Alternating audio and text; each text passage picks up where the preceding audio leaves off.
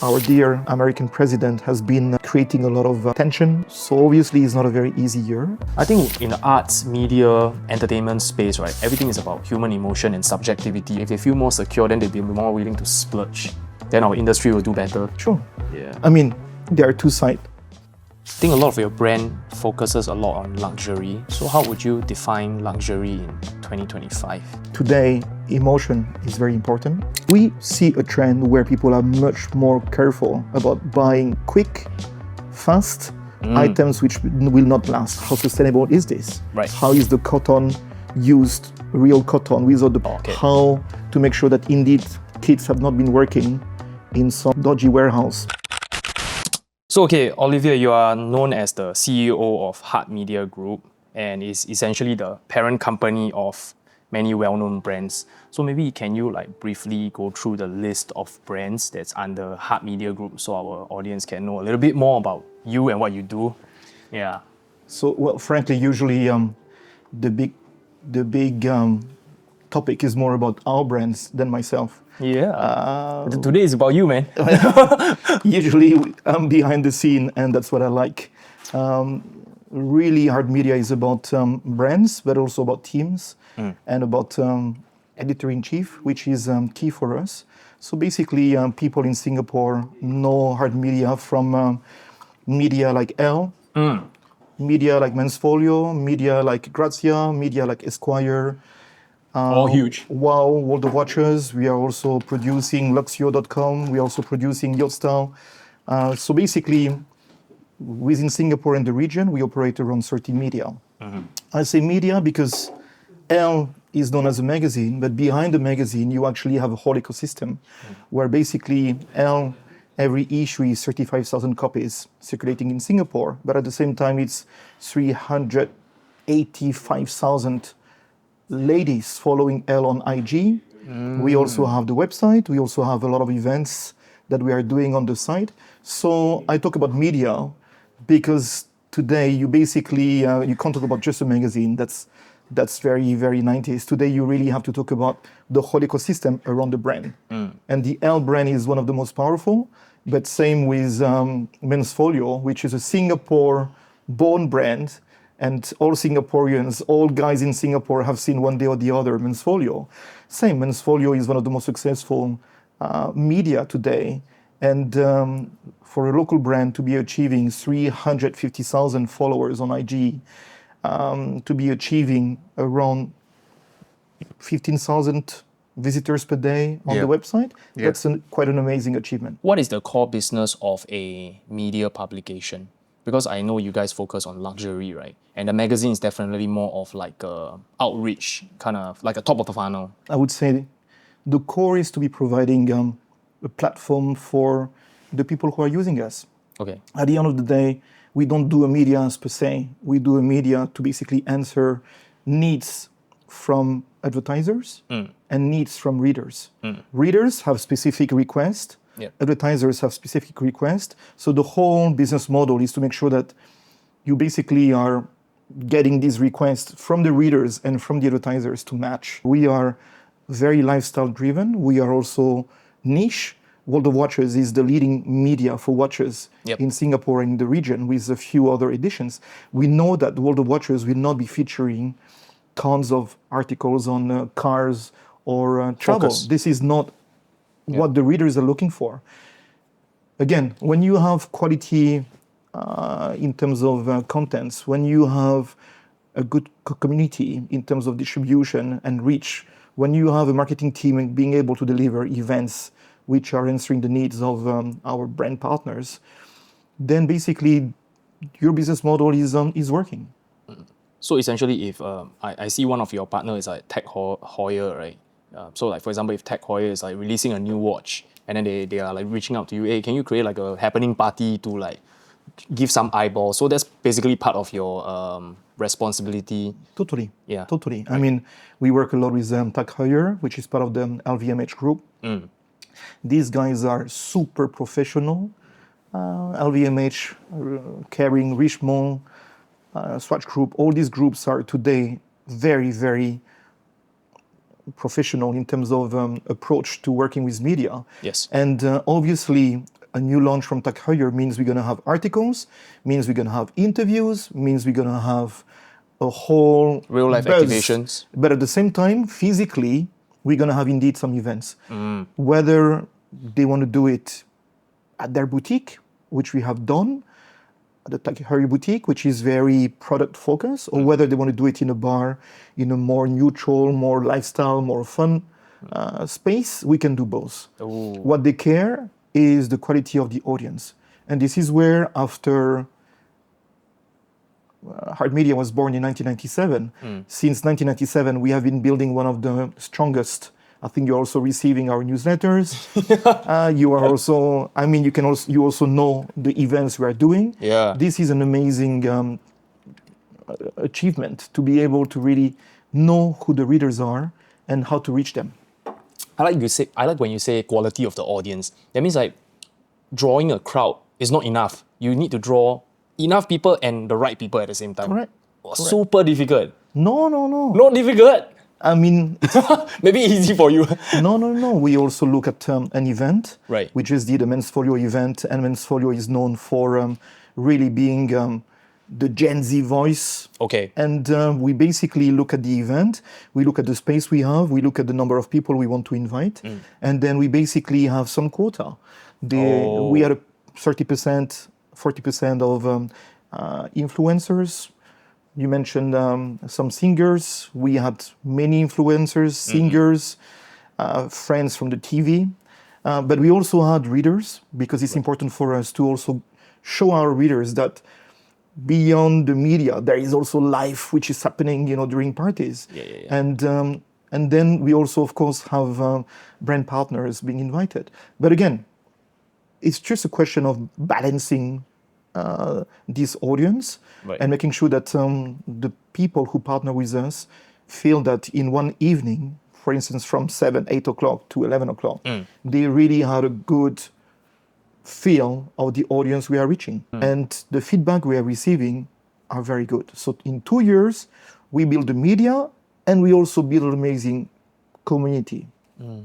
Yeah, you mentioned community a lot, and it really feels like the basis of everything you do is like the main firepower behind all the success, right? I think even in music nowadays, we are also looking a lot at community, and so is the corporate world, I guess. They are looking for community. So you guys essentially build these communities to facilitate needs of different brand partners that you work with. Including, of course, artists. Yeah. I mean, Men's Folio is an amazing example. Men's Folio today is in Singapore, Men's Folio is in Malaysia, in Vietnam, in Thailand. We are, in each country, we are seen as one of the best platforms to reach the Gen Zs. We've been working, you mentioned just before we started, you mentioned Nelson Artono, you mentioned Benjamin Kang, Glenn Young, you mentioned JJ Lin. JJ was at F1, and we were joking about his first covers with Men's Folio in 2013, 2014. He totally values today what Men's Folio brought to him when he was growing and when he was becoming what he is today, an icon, an idol. And JJ was like, guys, I really appreciated the support, and I really appreciated the quality of the support, the photo shoot. And this is what's happening today. We produce 10 issues of Men's Folio per year. So many artists, so many agents are contacting us to push their artist. One of their goals, Because today it still is coveted. Coveted, exactly, yes. A trophy media to be on. Wow. So it's very exciting. I mean, I go to Vietnam and we are doing events of hundreds of people. The IG of Men's Folio in Vietnam has been skyrocketing. Why? Because we are talking about the right kind of audience at the right timing. When Men's Folio was launched in 1997, we talk about 28 years. The idea of a media by Asian for Asian was a bit new. You had so many American-led, British-led, French fashion-led media. But Men's Folio was, from the very beginning, about a media by Asians for Asians. And today, in 2025, it has never been so accurate and so relevant. Yes. I go to Vietnam, that's what the Vietnamese want to read. They want to read in Vietnamese about their own stars, their own artists, their own trends. And that's why men's Folio is popular. We just launched ELLE last year in Malaysia, in Bahasa Melayu, to really address needs of the modern Malaysian woman. And again, that formula of being, I don't say down to earth, but being quite practical, being accessible, is something which is at the very core of the ELLE brand. I think you have cracked the code, right? But fundamentally, it's so difficult because like targeting females in Singapore and targeting females in Malaysia is like a totally different ball game. Totally. Yeah, Totally. And you need to have the sensitivity of the different cultures as well. We've been the first international media in Malaysia to be organizing open house for Raya. Whoa. So to celebrate the end of Ramadan, we had a huge party with ELLE, around 500 readers, influencers, VIPs invited. And just to show that ELLE is totally part of the community in Malaysia, obviously being in Bahasa Melayu, when Grazia in Malaysia is in English, obviously makes ELLE even more relevant for that population. Closer to the heart. We were the first one. ELLE was the first media in Malaysia, the first international media in Malaysia, to really talk to these women in Bahasa Melayu, and not only in English or in Chinese. Yeah, definitely. Like there's a different closeness to the heart. You know, like whenever we speak Chinese to a Chinese elder person, they feel more personable to you. Then I believe the same is true for like someone to their native language, right? Totally. Yeah. Which is why I never really believed in bilingual magazines or bilingual media. I think I totally agree with you. I think people want the media to talk to them in their own language. Yeah. I think a lot of your brand focuses a lot on luxury. So how would you define luxury in 2025? Because it's so broad, right? There's the loud opulence, but what kind of luxury do you define luxury when you instill it in your brands? If you ask me about luxury, Yeah. I think today emotion is very important. Oh, yeah. And obviously, some brands know how to create emotion, and some brands basically have lost it. I think experience is also very important in the sense that whether you go shopping or whether you're invited to an event, this is key. I think that quality is still key. Yes. Today, you've had some very, very damaging reports, fake or not fake, on the quality of certain products. This is something where the luxury brands are telling you, you can come and visit our own atelier, you can come and check the quality and so on. I think this is also very, very important. And then exclusivity. I think that Singapore has some successful brands, but if I mention Charles & Case, is Charles & Case luxury or not? You know, it's a question because basically, sometimes being overexposed, sometimes growing very fast, sometimes gives too much access to the consumers. So do you play Chanel, do you play Hermès, or do you play a more aggressive brand which is expanding fast? You know, it's a major question. We love Charles & Case, we work a lot with Pedro, but again, this is always a question of how do you define luxury. Today in the world, some brands seem really to have cracked the code. Obviously, Hermès is one of them, the most exclusive, the most quality-led brand with ateliers which are very open to also visit.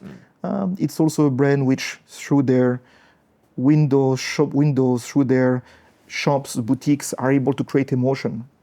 When you go into a Hermès boutique, you know you are in a Hermès boutique. Yeah. And the emotion, the experience is very unique. This is where I think these guys cracked the code very, very well. Yeah, I was thinking about it because I've always been a very logical person from the get-go. That's how I figured all my stuff. I have an engineering degree, by the way, so that's how I largely live my life. But then the more I step into this media world and look at the surrounding, right, I realize so much is emotion-led. Yeah, and given now we are into the days of the AI days, right? And everything is a lot about efficiency, but I feel like those brands that lead with emotion they might not have the most fans, but I think they have the strongest fans. Yeah, Correct. The diehards. At the end of the day, when everything looks the same, when your connected watch looks the same, Yeah. when everything around you looks the same, when you live in a digital world, obviously you also need a bit of emotion. Obviously you also need to feel that something that you have purchased, that you own, brings you something different. Yeah. And this is where luxury comes into play. When you know that this bag, this belt, this watch has an amazing history, is also the result of guys who are super expert, working on the watch, working on the leather, working on the finish. This is something different. This is emotion, this is experience. And today, we see that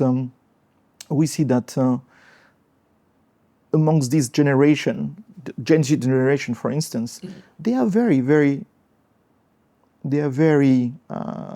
open to understanding about how a brand was born, how a brand evolved, and what makes it unique. Yeah. So I think they're quite savvy, right? Because everything is so expensive, so they don't just want to buy everything. They want to like really research, Correct. make their money's worth. correct. Right? When they buy something, it's really like an association to the brand. Like I wear something, like kind of I Correct. represent. Do I resonate with the brand? Correct. Well, from our research, we can also see that fast fashion Yeah. is also getting a difficult image. I mean, 3 years ago when Shein launched, when it was okay. Today, we are seeing more and more resistance. I don't know about the sales from Shein here in Singapore, but obviously we've been running a lot of articles on sustainability, Yeah. on wastage. Well, what do you mean by resistance to fast fashion? That means people don't want to buy fast fashion. We see a trend where people are much more careful about buying quick, fast items which will not last because we know it. And behind that, the articles that we are running are articles about how sustainable is this? Right. How is the cotton used, real cotton, without the polluting factors in it? Oh, okay. How to make sure that indeed kids have not been working in some dodgy warehouse. Oh, child labor. Right. So, and then obviously the wastage. When you see photos of tons of fast fashion goods being thrown at African countries for them to dispose of, it just gives you this kind of feeling that too much is too much, or too easy is too much. Yeah. So we see today, first, a recycling effort which is growing here in Singapore, but also amongst urban populations in Southeast Asia. We also see really a more acute vision of what is fast fashion and how indeed buying a bag which is lasting 5 years versus a bag which is lasting 5 months makes a difference. Yes. And my observation that is you are super plugged in, you know constantly the changes in the landscape. And looking at fashion, looking at media landscape, this sorts of information and trend is constantly evolving as quick as almost every year or every 2 years. How do you even keep up with this barrage of information? How do you keep yourself up to date? I think, again, a lot is coming from our teams, which are local people. In Singapore, our team is all Singaporean people. Our IT director is from Myanmar. So I'm very happy to have a Burmese in our team. Our CFO comes from China, but 90% of the team members, especially the ones writing for the Singaporeans, are Singaporeans. So this is key for us because these people have their hand on the pulse. These people know what's happening, what's trending. They also are super exposed to what's happening outside. The ELLE network with 50 editions is huge. Grazia is 30 editions in the world, is huge. Same with Esquire, 32 editions. These guys are receiving a lot of information of what's happening. For instance, ELLE has a very strict fur-free policy. We cannot picture any product which is a fur from an animal in ELLE. Oh. When ELLE decided this fur-free policy around 3 years ago, it was a big shock because luxury, fashion, you got furs and so on. Elle said no. And this was really answering a very deep wish of readers who were like, we don't want to see animals badly treated, animal cruelty, and the furs being used. So today, in Elle, if you see a fur, it's usually synthetic. It is synthetic, or you don't see at all. Wow. So this is the kind of statement that we have. The emotion, what you stand for. Yeah. So important. Yeah. You talk about AI, that's another topic. So we can talk about it later because Yeah. AI, I'm very interested. Like, what do you think of it? I need to drink first. Yeah, more alcohol, man. You're going to be showing our dear sponsor. Okay, he's already here. Yeah. So Yeah, I love basically, them, these guys. so basically, Go for next one. well, made in Singapore. Made in Singapore, let's go represent. Yeah. So basically, AI is a major topic today. Yeah. And it's a question which is being asked all our teams. At the same time, we are also receiving very strong guidelines from HQs. Okay. Esquire HQ is in New York. Okay. ELLE HQ is in Paris. Grazia HQ is in Milan. Yeah. All these people today are providing us with guidelines as to how should we use AI and how a brand like Esquire today is actually very tough on using AI. Very tough on We using can AI. be using AI as a back office. So for instance, our team here in Singapore, in Malaysia, are using AI to boost traffic, to reach the right audience. There are some algorithms that they master, especially for digital campaigns. So we are using AI. But physically, in our media, there is today a very, very strong sense of being super careful with AI. So we are not using models which are AI composed? No. We are not using photos which are AI composed. We are not using text which are AI composed. And you know, it's quite easy today to know if a text has been composed with AI or not. We are basically really telling our readers, you trust us because we have editors. You trust us because we work with photographers. You trust us because we are using real models. You trust us because we are part of this whole ecosystem. If we start to basically use AI, we're losing our soul. We are just physically, if we start to use AI for models, for text, then what's the price? What's the power? What's the credibility of a brand like Esquire or ELLE or Grazia or Men's Folio or World of Watches? So it's a major topic today. And the stance is more to be very, very, very cautious with AI. You mentioned a lot about AI, a lot of different segments, right? But maybe we can zoom into, let's just say, model. Okay, I mean, models are also humans. They also require a salary, a job, and everything, right? But other than that factor, why is it harmful to use an AI model? Well, first, that AI model is composed of thousands of different faces. Yeah, it's trained models, right? So basically, your face could be used Spliced together with for an Asian model, Yep. which has your single eyelid, which are your skin tone, but basically has a much smaller nose. I mean, yeah, some other combination. yeah. Would you be happy with that? Like using your likeness, right? Exactly. And you're not paid for it. Exactly. And basically, same with movies. There is this huge debate about that AI-created actress, which is like, I mean, where are we going? Even Timberland making AI singers already. Where are we going? Yeah. I mean, at the end of the day, what about the real talents? What about creativity? What about ownership of your own copyright? What about anything that AI is using is coming from data centers. Data centers have trillions of images, trillions of information which have been collected. All come from human. Exactly. At the end of the day, you know, this is why your photo, my photo, we are all in there So at the some main point. issue is accreditation, basically. Accreditation, and again, exactly. And human spirit. And respecting creativity. Respecting creativity, yeah. Obviously, we are reaching a point where we master algorithm, where we master technique that has never been mastered like this. in the whole history of mankind. Yep. But what do we do with it? What do we do with it? So this is why this question is being asked to our teams. This question is being asked by our readers to our team. How do I make sure that when I open one of your media, when I go on your IG, when I go, it's not AI? This is key for us. And today, our stance is really to say we respect the whole ecosystem. We respect photographers, we respect writers, we respect models, we respect that whole world that makes fashion what it is. Behind, if you're using AI to increase productivity, to increase logistics, to increase speed, no issue.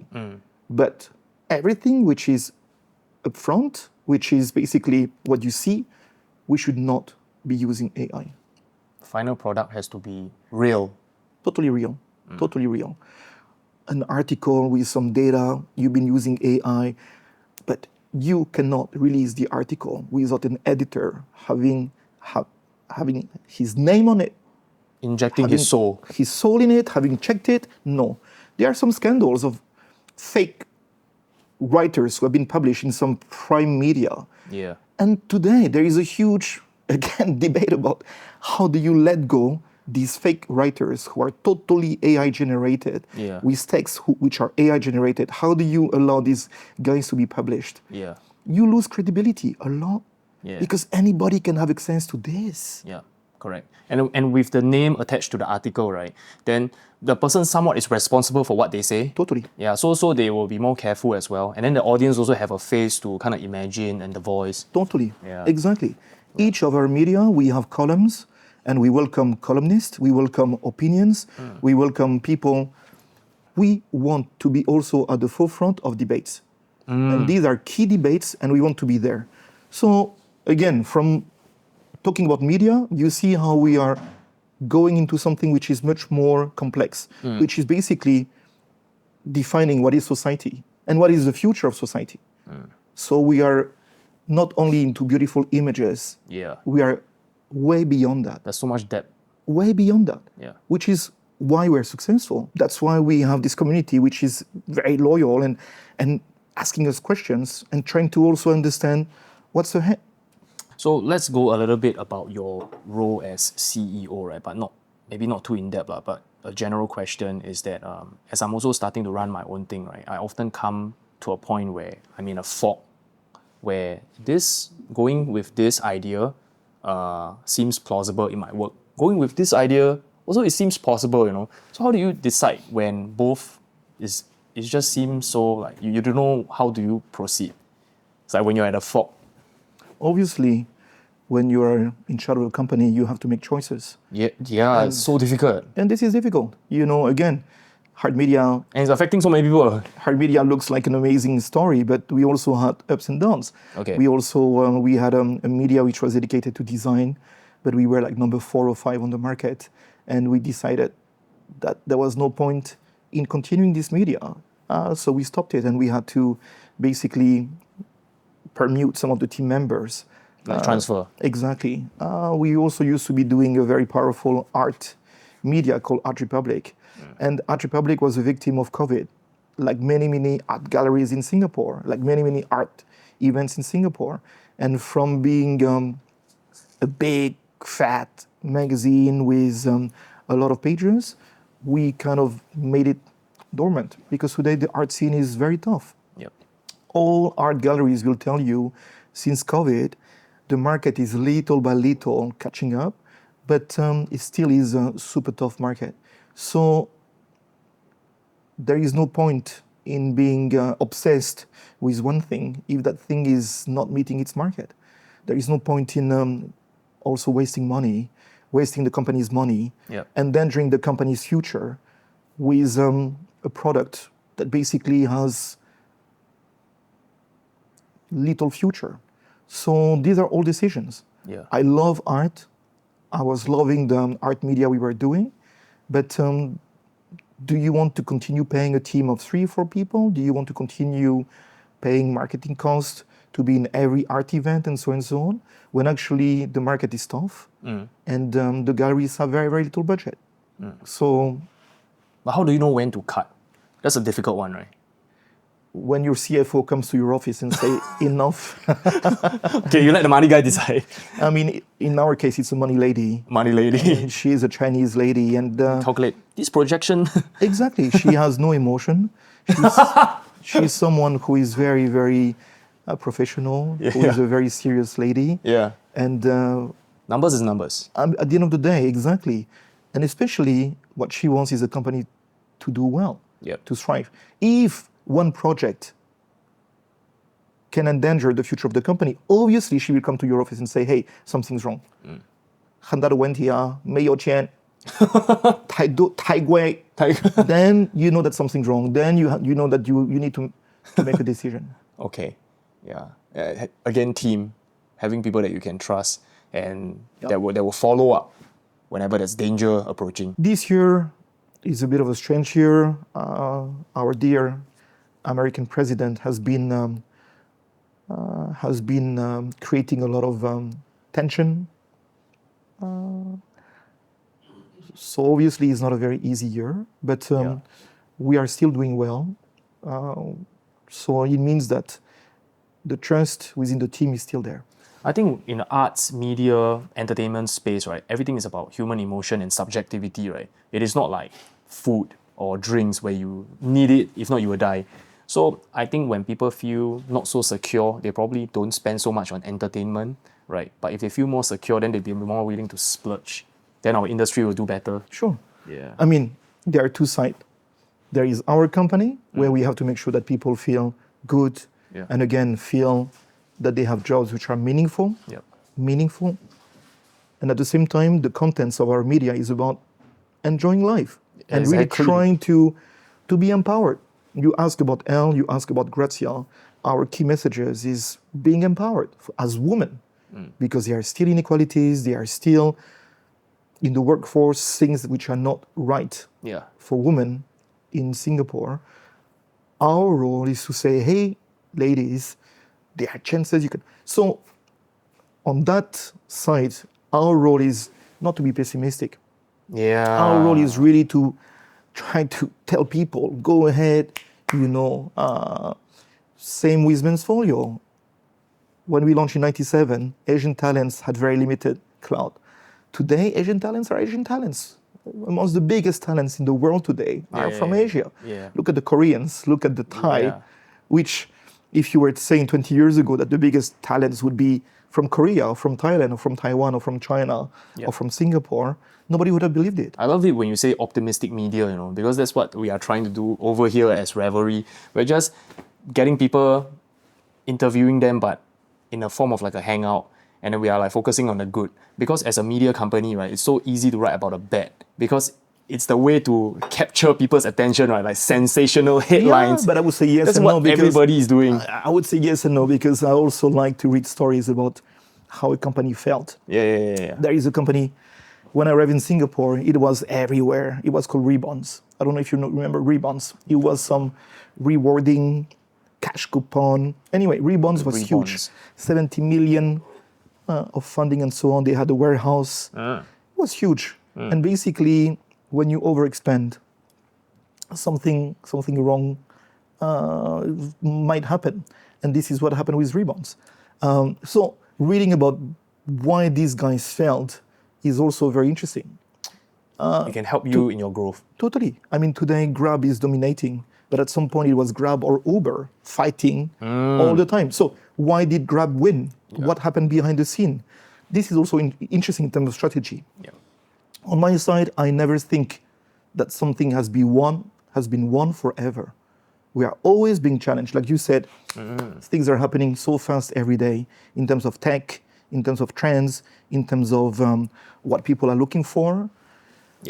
Basically, reading also about failures is also helping to make the right decision. Okay, so finally, to close this, right, if you could go back in time and give your 18-year-old self one piece of advice, what would it be?